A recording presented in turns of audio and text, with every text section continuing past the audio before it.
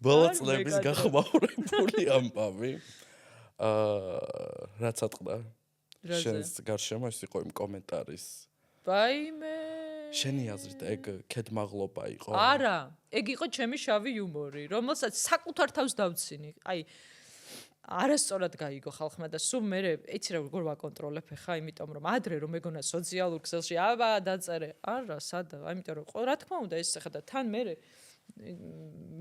აი მიუხედავად იმისა რომ მთელი ცხოვრება თითქოს რაღაც ცნობადი სახე ვარ გვიან მივხვდი რომ რაღაცების დაწერა არ შეიძლება, იმიტომ რომ შენ რო ასე ფიქრობ და გაიხუმრებ ადამიანებს ესე ანუ სხვადასხვანაირი აღქმის უნარი აქვს.